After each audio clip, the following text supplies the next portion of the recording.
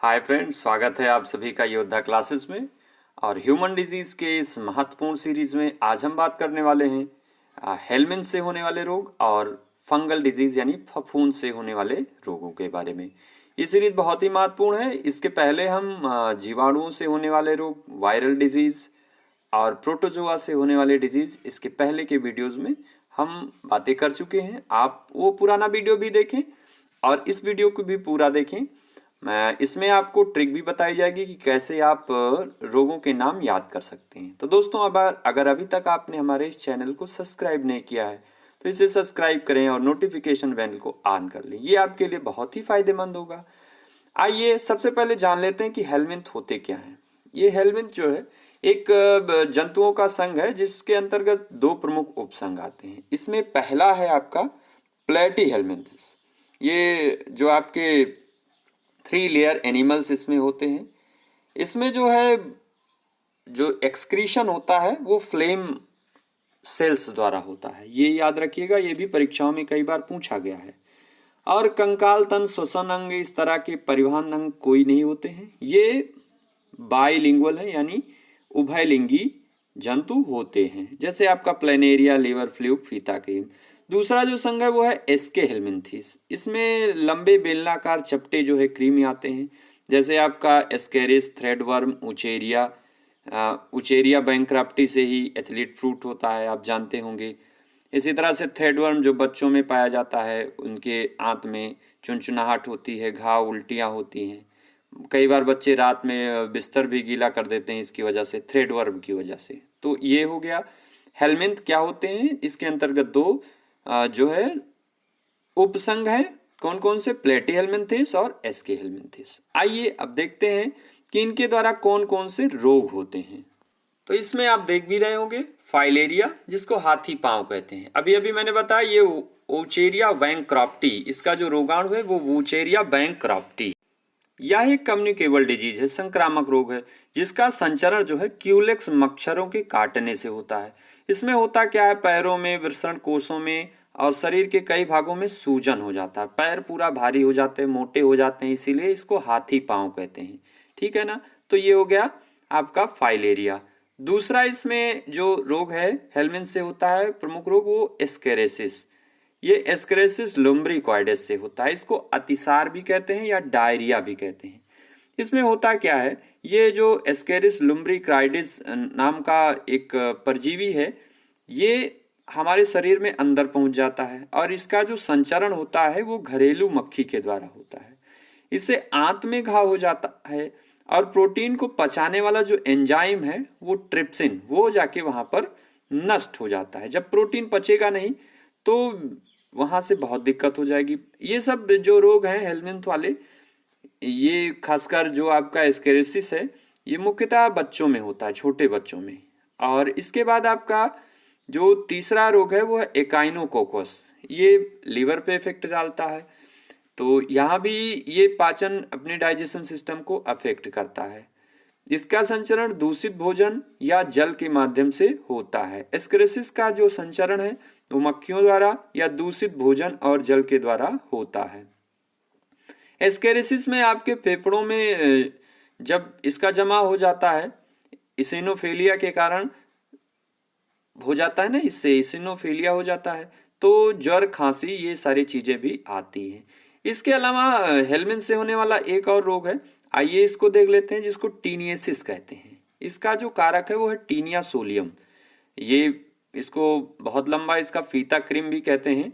ये इसमें रोगी जो है आंत में ये परजीवी जब पहुंच जाता है तो वहाँ बहुत सारे अंडे देता है और वो मल के साथ जो है बाहर आ जाते हैं। उस मल को जब सुअर खाते हैं, और सुअर का कच्चा मांस खाने वालों में ये इसका संचार बहुत तेजी के साथ होता है। इसके अलावा जो मूली, गाजर, इस तरह की सलाद वाली फसलें हैं, उनको जब हम बिना अच्छे से साफ धुले हुए खा लेते हैं तो कई बार उस माध्यम से भी ये हमारे शरीर में पहुंच जाते हैं। ये ब्लैडर वर्म वहां पहुंचकर टेप वर्म के रूप में, एक फीता क्रीम के रूप में पहुंच जाते हैं और आंत में चिपक जाते हैं। इनकी लंबाई बहुत ज्यादा हो जाती है, 2 से 3 मीटर तक, और बहुत ज्यादा अपच, पेट दर्द, ये सारी चीजें समस्या हो जाती हैं। ठीक है ना। केंद्रीय तंत्रिका तंत्र, आंखों, फेफड़ों और यकृत पर भी ये नुकसान पहुंचाते हैं। तो ये रहे आपके हेलमिंथ से होने वाले रोग। आइए अब हम देखेंगे कि फंगल डिजीज कौन कौन सी हैं, यानी फफूंद से होने वाले रोग कौन से हैं। फफूंद ये अपने जो है थैलोफाइटा संघ के, जिसमें शैवाल आते हैं। तो शैवाल और कवक या फफूंद ये दो कैटेगरी हैं थैलोफाइटा के अंतर्गत। तो इसमें ये होते क्या है, पर्णहरित रहित संकेंद्रीय संवहन ऊतक रहित थैलोफाइट होते हैं। इसमें जो है माने जो क्लोरोफिल नहीं पाया जाता, ये मुख्यतः शैवाल के साथ संयोजन में रहते हैं और उनको अपना आवास देते हैं और उनसे भोजन प्राप्त करते हैं। आइए अब देखते हैं, इनसे पौधों में भी बहुत सारे रोग होते हैं। अब जब पौधों में रोगों की बात करेंगे तो वहां पर भी ये टॉपिक आएगा, पौधों के अंतर्गत जब रोगों की हम बात करेंगे। आइए पहले देखते हैं कि मनुष्यों में इनके द्वारा कौन कौन सा रोग होता है। तो यहाँ आप देख पा रहे होंगे गंजापन, ये टीनिया कैपेटिस जो फफूंद है उसके कारण से होता है, बाल झड़ जाते हैं सर के। दूसरा है दमा, जो एस्परजिलस फ्यूमिगेट से होता है। इसमें क्या होता है कि ये एक संक्रामक रोग है जिसमें रोगाणु के स्पोर फेफड़ों में जाल बना लेते हैं और उसका जो कार्य है वो अवरुद्ध कर देते हैं।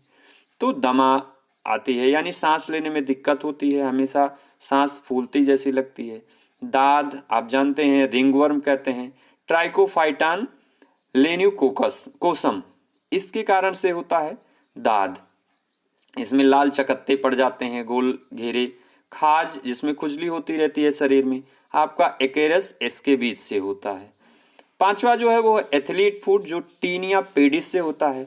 यह त्वचा का संक्रामक रोग है जिसमें पैरों की त्वचा कट फट जाती है और पैर मोटे हो जाते हैं। तो फाइलेरिया दूसरा चीज है, एथलीट फुट दूसरी चीज है। एथलीट फुट किससे होता है, फंगस से होता है, और फाइलेरिया आपके हेलमिंथ से होता है। ये आप याद रखिएगा, क्योंकि जब मिलाने के लिए आता है कि इसमें से कौन सा रोग फफूंद जनित है या कौन सा रोग हेलमिंथ से होता है, कौन सा रोग जीवाणु से होता है, तो ये सारी चीजें आपको पता होनी चाहिए। अब रोगों के नाम कैसे याद करेंगे, उसके लिए ट्रिक अगर आपको मिल जाए तो बहुत आसान होगा।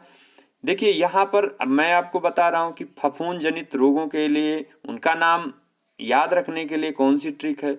आसानी से आप इन रोगों के नाम याद कर सकते हैं। तो इससे होगा क्या, जब भी मिलाने के लिए आएगा या मैच करने के लिए आएगा तो आप आसानी से प्रश्नों को हल कर लेंगे। तो आइए देखते हैं, बहुत ही अच्छा ये ट्रिक है फफूंद जनित रोग। इसके लिए जो ट्रिक है वो है गंजा दमाद खाए फ्रूट। एक एक शब्द को देखें, गंजा माने गंजापन, दमाद में दमा से दमा और दा से दाद, खा खाज, और ए और फुट जो है वो एथलीट फुट। तो है ना दोस्तों कमाल की ट्रिक, बहुत आसानी से इससे आप जो है फफूंद जनित रोगों के नाम याद कर सकते हैं। ये आपके लिए बहुत महत्वपूर्ण है। तो जब ये नाम आप याद रहेंगे ना, तो जो है आप कभी भी परीक्षाओं में जब प्रश्न पूछे जाएंगे इनसे संबंधित, तो आसानी से मैच कर सकते हैं या पहचान सकते हैं कि कौन सा फफूंद से होता है या कौन से जीवाणु से होता है, कौन सा रोग प्रोटोजोआ से होता है। इसके पहले वीडियोस में हमने प्रोटोजोआ के लिए से होने वाले रोगों के लिए ट्रिक बताई थी और जीवाणुओं से होने वाले रोगों के बारे में भी ट्रिक बताई थी। तो आप पहले के वीडियोस भी देखें, इन वीडियो को देखें। आगे इसके आगे जब अगला वीडियो आएगा तो हम आनुवांशिक रोग और दूसरे अन्य प्रकार के रोगों के बारे में बात करेंगे।